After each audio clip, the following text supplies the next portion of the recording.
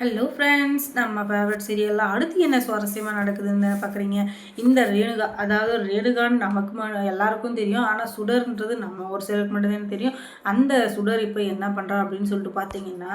இந்த விஜய்க்கு ஃபோனை பண்ணுறா. அது எதனால், இந்த ராஜேஸ்வரி வந்து ஒன்றுக்கு ரெண்டாக அங்கேருந்து இதை பற்ற வச்சுட்டா இல்லையா, அதனால் அங்கே ரொமான்ஸாக பண்ணிகிட்ருக்க இருடி, எப்படி இங்கே வர வைக்கிறேன் பாருன்னு சொல்லிட்டு நிஷா ஃபோனை கொஞ்சம் கூட அப்படின்னு சொன்னதும், இல்லைக்கா இப்போல்லாம் நீ ஃபோன் பேசக்கூடாது, ஏன்னா நீயே கொஞ்சம் ரிஸ்க்கான இதுலேருந்து இப்போ தான் நல்ல இதுக்கு வந்திருக்கேன், உனக்கு எந்த கஷ்டமும் கொடுக்கவும் கூடாது, உன்னை யாரும் டிஸ்டர்பும் பண்ணக்கூடாது அப்படின்னு சொல்ல, நீ அதை பற்றியெல்லாம் கவலைப்படாத, நீ முதல்ல ஃபோனை பண்ணி கொடு அப்படின்னு சொன்னதும் சரிக்கா அப்படின்னு சொல்லிட்டு ஃபோனை போட்டு கொடுக்குறேன் நிஷா. அதுக்கப்புறமா ஜெய், நீங்கள் எங்கே இருக்கீங்க, நீங்கள் ஏன் என்னை பார்க்க வரவே இல்லை, நைட்டு வரேன்னு சொல்லிட்டு போனீங்க, நைட்டும் வரல, காலையில் வரேன்னு சொல்லிட்டு போனீங்க, காலையிலையும் வரல, ஆக மொத்தத்தில் என் நினைப்பே உங்களுக்கு இல்லை, அந்த மல்லிகிட்ட ஏன் தான் இருந்து சாவடிக்கிறவங்களே தெரியல, ஆனால் நான் செத்தா கூட பரவாயில்ல, அந்த மல்லி தான் உங்களுக்கு வேணும் அதுதானே அப்படின்னு சொல்லிட்டு இவ கேட்க, ஐயோ ரேணுகா ஏன் இப்படியெல்லாம் பேசிகிட்டு இருக்கேன், நான் அப்படிலாம் சொல்லவே இல்லையே, உன்னை வந்து காப்பாற்றணும் அப்படின்றதுக்காக நான் எனக்கு வேண்டாத தெய்வம் இல்லை, வேண்டாத கோவில் இல்லை, ஆனால் நீ எப்படி பேசிகிட்டு இருக்கணும், அப்படி நீ ஒன்றும் வேண்ட மாதிரி தெரியலையே, நான் உன்னை விட்டு போனால் போதுன்னு நினைக்கிற மாதிரி தான் இருக்குது, அப்படி நீ நினச்சிருந்தேன்னா காலையிலேருந்து ஒரு வாட்டியாவது வந்து என்னை பார்த்துருப்பேன், காலையில் வந்ததோடு சரி, அதுக்கப்புறம் நீ வரவே இல்லை, நானும் வருவேன்னு எதிர்பார்த்து விழி மேலே விழி வச்சு கண்ணை சுருக்கி தூங்கினதான் மிச்சம், ஆனால் நீ வந்த பாடே இல்லை, இப்போ மட்டும் நீ வரலை, அதுக்கப்புறம் அந்த மல்லியை நான் உயிரோடையே விட மாட்டேன், ஏன்னா எனக்கு நீ முக்கியம், நீ மட்டும்தான் முக்கியம், நீ நம்ம பொண்ணு நான், நம்ம 3 பேரும் ஒரு சந்தோஷமான வாழ்க்கையை வாழணும் தான் நான் நினைக்கிறேன் அப்படின்னும், அப்படின்னா உனக்கு பழசெல்லாம் ஞாபகம் வந்துருச்சா அப்படின்னு சொல்லிட்டு கேட்க, வந்துச்சோ வரலையோ அது அப்பாற்பட்ட விஷயம், ஆனால் நீ இப்போ வந்து என்னை பார்க்கறது தான் இப்போ முதற்கட்ட விஷயம், இன்னும் 10 நிமிஷத்துக்குள்ளே நீ வரல, அதுக்கப்புறம் என்னுடைய ஆட்டத்தை நான் ஆரம்பிச்சிடுவேன், நான் வந்து எங்கேயாச்சும் போயிடுவேன், எல்லாம் இங்கேருந்து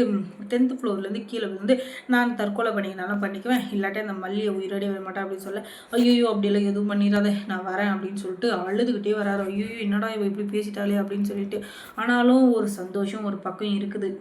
என்ன சந்தோஷம் அப்படின்னு சொல்லிட்டு எல்லாருக்குமே தெரியும், அது வந்து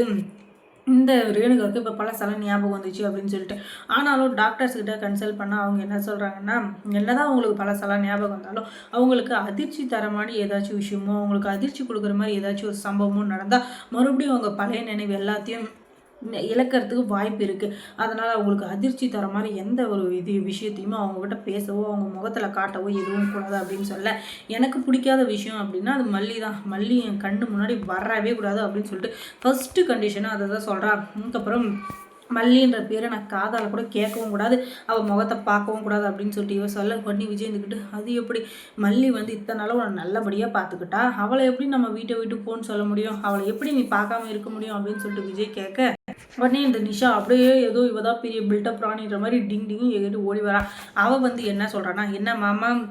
எங்கள் அக்கா இவ்வளோ நாள் கழிச்சு இப்போ தான் நல்லபடியாக குணமாகி வந்திருக்கா, அவள் சொல்கிற ஒரு விஷயத்த கூட உங்களால் நிறைவேற்ற முடியாதா, அப்படி என்ன உங்களுக்கு அவ்வளோ வீராப்பு, அப்படின்னா அவ்வளோ உங்களுக்கு இது சொல்லுங்கள், இப்படியெல்லாம் இருக்கவே இருக்காதீங்க, ரொம்பவே கஷ்டம் இப்படியெல்லாம் இருந்தீங்கன்னா, ஏன்னா வாழ்க்கையில் ஒரு முறையாச்சும் நீங்கள் திருந்தி வாழ்கிறதுக்கு வாய்ப்பு கிடைக்குமா சொல்லிட்டு இருந்தீங்க, இப்போ அதுக்கான வாய்ப்பு கிடைச்சிருக்கீங்க, அக்கா கூட சேர்ந்து வாழ்கிறதுக்கான எல்லா இதுவும் உங்களுக்கு கரெக்டாக இருக்குது, இந்த மாதிரி நேரத்தில் வாழ்க்கையை இழந்துட்டு நிற்கிறீங்க, அக்காவுக்கு வாழ்க்கை கொடுக்கறதும் வாழ்க்கை கொடுக்காது உங்களுடைய இஷ்டம் தான், ஆனால் இவ தான் என்னைக்கு இருந்தாலும் உங்களோட முதல் மனைவி, இதை யாராலையும் தடுக்கவே முடியாது, இதுக்கு மேலேயும் நீங்கள் வந்து நான் தான் பெரிய ஆளு, நான் சொல்கிறதா கேட்கணும், நான் தான் பண்ணுவேன் அப்படின்னு சொல்லிட்டு உங்கள் இஷ்டத்துக்கு மறுபடியும் நீங்கள் ஏதாச்சும் பண்ணிட்டு இருந்தீங்கன்னா கண்டிப்பாக என்னால் எதுவுமே பண்ண முடியாது அப்படின்னு சொல்லிட்டு இவ சொல்லி மனசு விட்ட மாதிரி பேசுகிறா. ஆனாலும் ரேணுகாக நான் கண்டிப்பாக உனக்காக நான் வாழ தான் போகிறேன், அதுக்காக மல்லியை விட முடியாதுன்னு சொல்ல மறுபடியும் ஆர்கியூமெண்ட் பெருசாக, அதுக்கப்புறம் கதிரேச அந்த இடத்துக்கு வர,